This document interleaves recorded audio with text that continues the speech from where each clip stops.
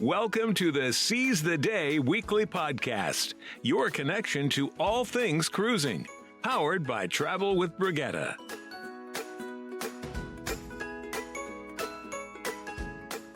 Welcome to the Seize the Day cruise show, powered by Travel with Brigitte. I'm Julie Williams, along with the host of our show, travel agent Carla Meza. And today, tips for getting there, with particular emphasis on flying to your port. Carla, I know that there are a lot of changes within the travel industry and particularly in the airline industry, and it's kind of hard to keep up with. So let's talk about some of those basic changes. Like, for example, I heard that Southwest, with their basic fares, eliminated free checked bags, but they already had free checked bags, didn't they? And then do they mean maybe when you get to the gate and then they say, oh, it's too big or we don't have room, and then they check it? Is that what they're talking about?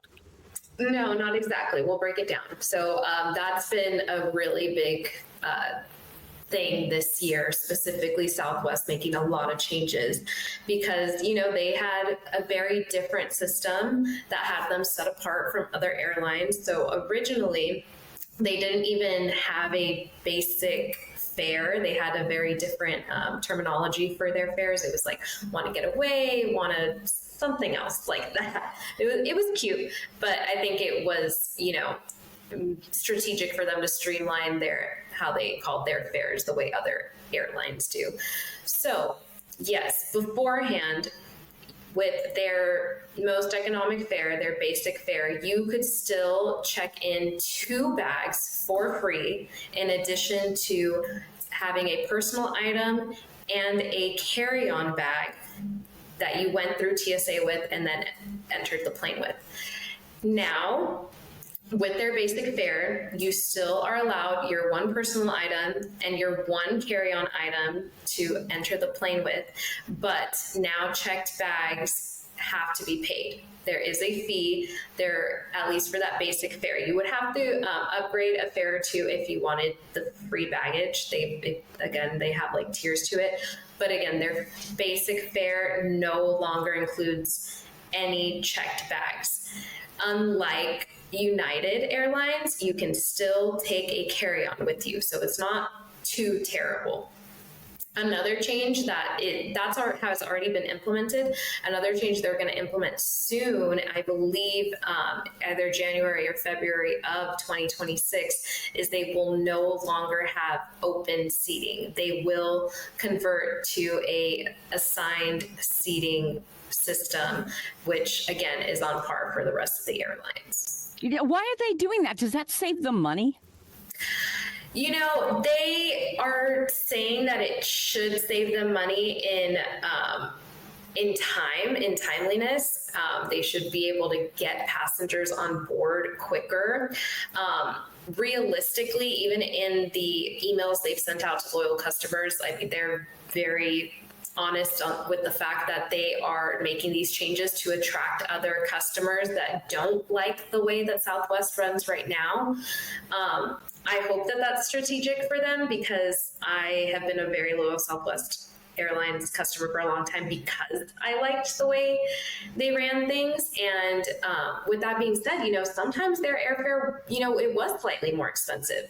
Maybe United Airlines was $300 and Southwest was, $325 or $330. But when you factored in the checked bags, open seating, if you checked in, in a timely manner right at that 24-hour mark, you could justify that extra cost. So I'm very curious to see how they make up for it. Yeah, I've been a loyal Southwest flyer for a long time because a lot of times it's easier to get a direct flight on them, but also because of the 2 free bags. Yeah. And so now they're going to be charging for the original 2 bags, but not the carry-on. Correct. You can still bring your carry-on free of charge, even with the most basic fare. Okay. And that's pretty typical for most major airlines, American, Delta, Again, United is probably the only major airline that really almost functions like a budget airline, because if you purchase their basic fare, you have to pay separately for a carry-on. You have to pay separately to pick your seat. So I would say United's the only major airline that even with the basic fare, you won't get a carry-on. Mm-hmm.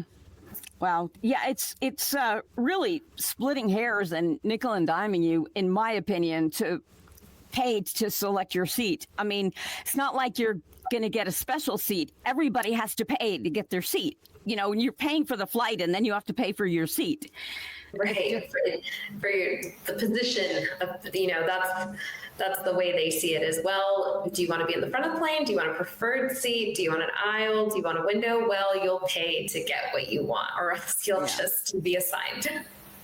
Wow. Let's talk about something else that I hear a lot of people talking about, but I'm a little bit confused, and that is the Real ID. What's its impact? When is it going into effect? And then also, what constitutes a Real ID? Well, if it makes you feel any better, you are one of many, many, many, many people that are confused by it as well. Mm-hmm. So it is officially in effect. It's interesting because the entire Real ID Act was enacted almost 20 years ago in 2005. Wow. It was actually a response to 9/11. So what constitutes a Real ID is the extra information and the extra steps that the DMV has to take to verify your identity. That is what constitutes a Real ID from just a regular state identification card or a driver's license. So I believe usually when you come in and you get a state ID or you get a driver's license, you really only need like 1 or 2 pieces of mail and like maybe your social or something that, you know, shows that you are who you say you are. And now with the Real ID, I believe it is still those 2 basic items, plus a few more things, and one of them being showing citizenship. That is the major difference. The different states have different requirements for what it takes to get an identification card and what it takes to get a driver's license, but the Real ID requirements are the same across the board for all 50 states and for all what do we call them? I'm thinking like Puerto Rico and the Virgin Islands, the territories. Territories, that's good. Yes. So how do I know if I have a Real ID? So to know if you have a Real ID, you'll either have a gold or black star in either like the upper right-hand corner or lower right-hand corner. I believe there are a few states that have like, theirs are a little customized. Like I know California, it's a gold bear with a star cut out like in the middle of it. And I believe there may be 2 or 3 other states that also have like something a little more special, but ultimately it's that gold star. On your driver's license? Yes, on your driver's license or a state ID. Okay. So if we didn't have one, could we bring a passport and a driver's license or no? A passport is considered a Real ID. All the steps you take to get a passport fall under the requirements for Real ID. Also, if you happen to be military, if you had some type of military clearance, I believe those also fall under that category. So that officially did go into effect this year, May 7th, 2025. There are still some people, like I said, that were confused, haven't really made the transition, or just assumed that they had. Because again, this was supposed to be put into effect, I believe, in 2020. And with COVID and restrictions, it's been pushed off year after year. So like myself, I've had a Real ID since 2021. I lived in a different state, and when I went to go get my state ID, they were just automatically implementing that for everyone that was either renewing or getting a new ID or driver's license. I have heard that there are some states that don't necessarily do that you have to read the fine print, and there may be an area where you have to check off, yes, I want this to be a Real ID. Or you have to specifically ask, I want the application with all the Real ID requirements. Okay, along the lines of security, I know that recently TSA changed the rules that you don't have to take your shoes off, or there's some changes and updates happening. What about the 311 rule? What is that? Is it still in effect, and what are the changes? Yes, that is still very much in effect. Nothing over 3.4 ounces. The general rule is that you don't want to have more than what would fit in a quart-sized bag. I'm not sure anyone really just keeps a quart-sized bag and makes sure that all of their toiletries are in there. But again, you don't want to overdo it because you're risking getting those items either taken away or, extra screening time. And, when it comes to TSA, you don't really want to play. I mean, you're either trying to get somewhere or get home, and you don't want to miss a flight because you were a little careless at security. And you mentioned other changes. So there aren't necessarily other changes in effect, like anything written and stamped as these are the new rules, but TSA works at their own discretion at their home airport. So yes, you might, be visiting a friend or be at a work conference and you experience a totally different set of rules at a different airport. Like they may tell you, no, you can keep your shoes on, but you need to take your electronics out. Or you may be at your home airport and they're like, no, of course you have to take your shoes off. But no, we don't need your electronics out for the day. So that I would say, don't have expectations of like, oh, I don't have to do this or I do have to do this. Just pay attention while you're in line, pay attention to the things that they're saying, ask them if you feel necessary once you walk up so that you're prepared and you're not thinking, oh, I didn't have to do this. And all of a sudden you have a whole line behind you because now you have to do X, Y, and Z. What about changes to TSA pre-check lines? Those were much more relaxed, much more lax security standards. Has that changed at all? So to my knowledge, there haven't been any changes to it. The reason it's a lot more relaxed and it's a quicker process is because if you have TSA pre-check, you've already gone through the security measures and they're documented. So TSA has all this information on you. You've already done the due diligence to kind of, earn their trust, if you will. So they have record of you in their system, almost like Real ID. So it's like one more step. And for people that travel often, or, especially a lot of international travel, it is highly, highly recommended, especially if you live or your home airport is a big hub airport. It's very, very highly recommended.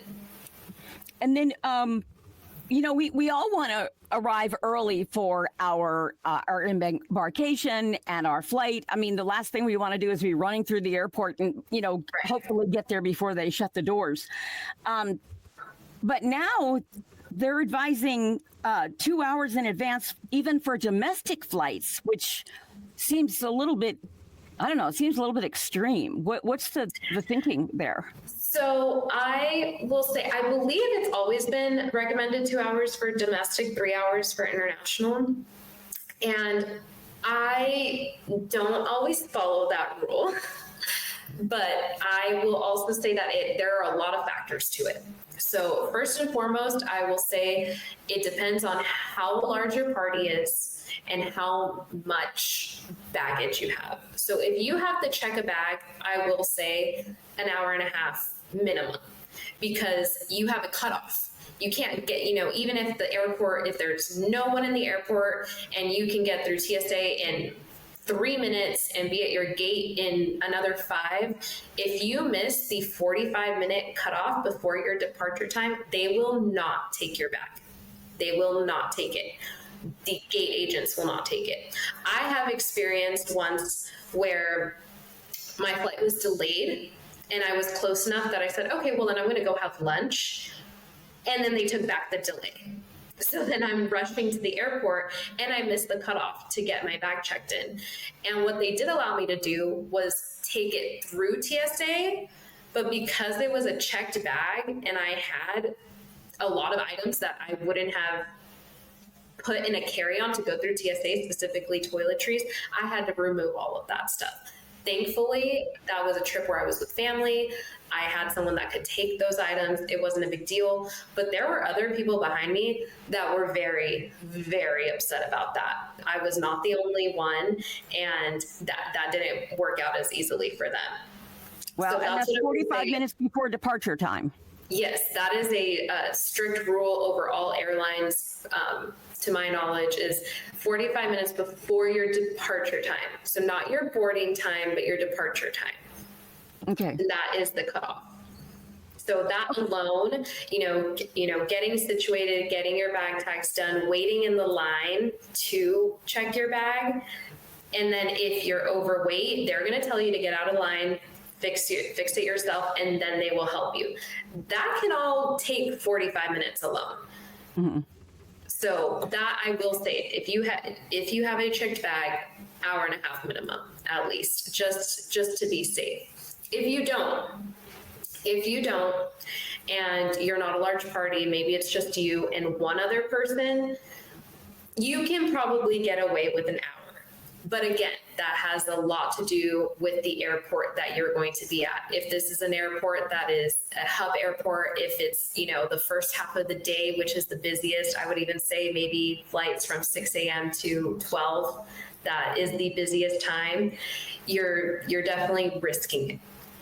Anything less than an hour, I would not recommend at all. Even, like I said, even if it's a very small airport, it's not busy, you don't have anything to check in, I would still give yourself a solid hour, because there are other things that could pop up that, you may get delayed, you may have a gate change, you may have some type of interruption that if you're not actually there to hear the announcements, you may not get the information to you as quickly, through the app, or you might not be checking your emails if you're driving yourself, or you're parking, or you're getting your kids situated with their luggage and your strollers. So you still want to give yourself, again, minimum an hour, even if you have the bare necessities going with you. So if you remember one thing from this podcast, it needs to be, if you're checking bags, you have to get there early, because you never know, a flat tire or something could happen on the way, and then you miss the 45-minute deadline. Yeah, exactly. That, again, if you're checking a bag, that's your cutoff. But if you're checking a bag, I'd say an hour and a half. Give yourself an hour and a half, because it's, especially you're either traveling to somewhere or you're traveling back home, and all you're doing is creating more stress for yourself, and anxiety, sweat. You're about to be in a metal tube with a bunch of people. Do you really want to sweat through your shirt because you're running through the airport, or you're running through the baggage line, through the parking lot? So again, it's really because it's on you. The airline employees, TSA, they're there to do their job whether you're on time or not, and there is no wiggle room. Right. Okay, so one of the things that affects a whole lot of us, at least in the U.S., like most older adults are on at least like half a dozen medications, and a lot of people, younger and older, take supplements. I take tons of supplements, and I like to use these pill things that have the day of the week, and I'll have a morning, noon, and dinner, breakfast, lunch, and dinner type thing. But I'm hearing, and I've never had a problem with this, even traveling internationally, but I'm hearing that medications now have to be in the original prescription bottle. Is that true? Because I've never had that enforced before. Yes. So again, it's not necessarily like a new written rule, but it is a highly recommended way of packing. So I do believe over the past few years, like you said, they haven't really enforced it. It hasn't really been an issue, but it's becoming an issue. So it is, I would recommend, like you said, you like to have like your little days of the week. Take that, but don't fill it until you've arrived at your destination. you do want to have your prescription bottles with you just in case they do question you and you don't. I mean, there are ways to prove it, but again, you're going to be dealing with, okay, well, now step aside and we need to do extra screening, or we need to take you to the room, and now you have to wait for someone that's available to, to question you, and it's just a time game. Now, are cruise lines looking for that also at embarkation when they're taking your bags in? I know they screen them. That is a recommended. That is recommended by the cruise lines as well. Yes, it is highly recommended. Okay, so let's talk about getting to the port. From the airport, what are the best ways to get there? Because, well, for example, a taxi can cost an arm and a leg, and, a bus can have 100 people in line in front of you. And what would you recommend someone do if they're flying to their port, say, leaving out of Galveston and flying into Hobby Airport at Houston, where it's a good hour away? Right. So I would recommend three things depending on the situation. So first and foremost, I would recommend that you arrive the night before. Mm-hmm. Most cruises, you're going to disembark, you're going to have anywhere from like 10 a.m. to like 1, 2, 3 p.m. to actually get on the ship. And then, the ship takes off around 3, 4, or 5 p.m. But regardless, if you have that whole day, you want to be there that whole day. So you don't want to make the risk of coming in at a 6 a.m. flight that, hopefully lands by 10 or 11. And then you've just got that whole ball rolling of trying to make it there on time. So first and foremost, I'm always going to recommend that if you have to fly in, that you fly in the night before and you get yourself a room that is relatively close to the port.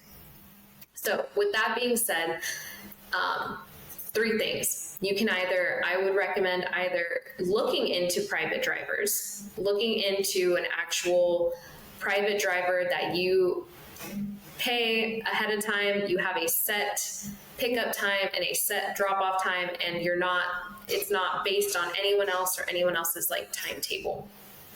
That's going to be the easiest, most reliable, but probably most expensive as well. But again, ease of mind, that's going to be my first recommendation. My second recommendation is going to be booking in Uber or Lyft ahead of time. That is a service they provide now. You don't have to wait until that moment that you need it. You can do it up until like a week before even. So like something I like to do is I'll kind of maybe like 2 or 3 weeks before, I'll kind of just at the time that I think I'll need it, I'll look up what the rates are like, and then I'll look up what the rate is like booking it ahead of time. And honestly, usually it's less expensive because they're not factoring in like the traffic and maybe what might be going on at that time of day or that week, if you're looking at it 2 or 3 weeks ahead. So that's usually a good bang for your buck, is booking the Uber or Lyft a good week or 2 out.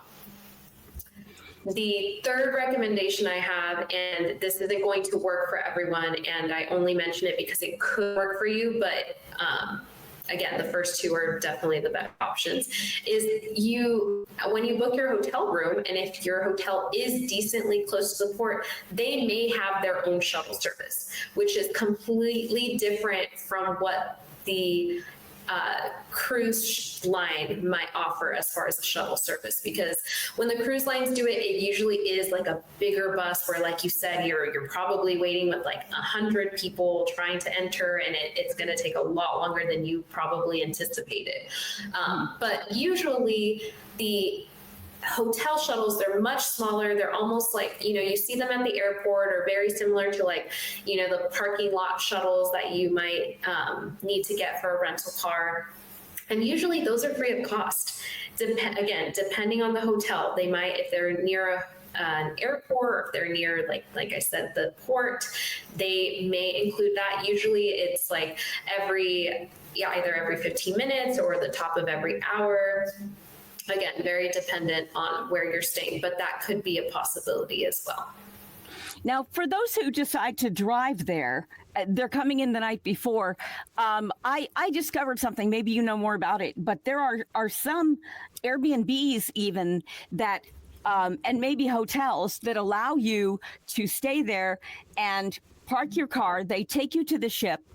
They keep your car for a week. They pick you up from the ship, and then you take your car and drive home. Yes, that is definitely a thing. There are also just even regular parking spots that will do that, but those do come with a fee, and it's usually a daily fee. Or if you are at least a week, then maybe they have like weekly fees as well. That might be a little less, you know, rather than 4 daily fees or something like that. But that is again, very depends on the port that you're coming out of. Right. You know, one of the things I forgot to mention, which is one of the most important things that's been on my mind, because I'm getting ready to go on a trip in a couple of weeks. Some airlines are really enforcing that little box where your carry-ons have to be measured, and some of them have even shrunk the size. So what do you know about that? I mean, do you know like what the size is that is officially the size now, and what airlines have changed it? Because it's my understanding that in the ones that have changed it, your typical carry-on bag that you've always used might be too big. Yes, so that is like a big thing with budget airlines. I know I think it's Frontier, they'll even weigh your bag.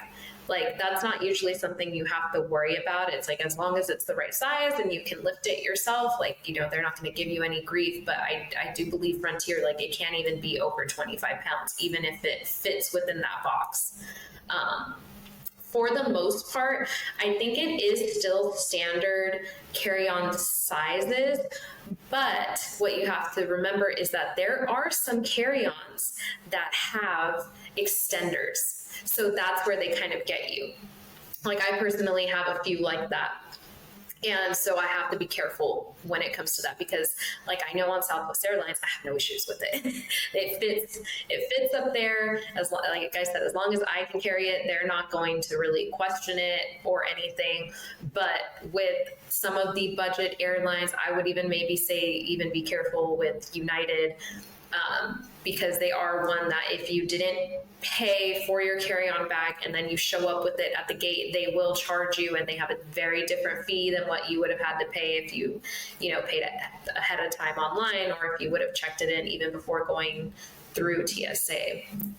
But in general, I will say that it's still the generic measurements, but we'll find that and we'll put that in the description so that we're not just saying the general measurements and not giving you a number. So we've talked about a lot of different helpful things that are new in the travel industry as far as getting to your cruise ship. Is there anything else that you would like to add that maybe I didn't think to ask you about? I would just say, we focus a lot on, booking cruises and stuff, but one of my major like niches that I do for my clients is finding flights that work for them, whether that be coming out of a different airport than they're used to, or flying into a different airport than they're used to, trying a different airline than they usually take, being creative with what they do with their luggage as well. So I know sometimes it could be really overwhelming with all the options you have, and with airlines having different rules and different fares. But again, reaching out to your travel agent or someone you trust that can help you navigate that would be my number one recommendation. And that's an incredible service, because I know a lot of travel agents won't touch that because they don't get commissions on it. Right. And the fact that you're willing to do that just as a service to your customers, that is a big credit to you. So kudos on that. Thank you. Yeah, I think it just, it's part of your travel. It's part of your vacation. You need to get there. And, once we've established that relationship, I usually have enough information that I can take care of that for you. So I think it's a win-win as far as making sure that I can make sure that you're not going to get on a flight that's going to risk missing, or, I can make sure that, okay, yes, that is the closest you can get to the port, or that's the best deal you can get for, getting to and from your hotel the night before. So it just streamlines the whole process. Awesome. You've been listening to the Seize the Day podcast, powered by Travel with Brigitte. If you like what you heard, please like and subscribe. And as always, feel free to ask us anything in the comments section. We love to hear from you. Or email us at bookings@travelwithbrigitte.com. Till next time, seize the day.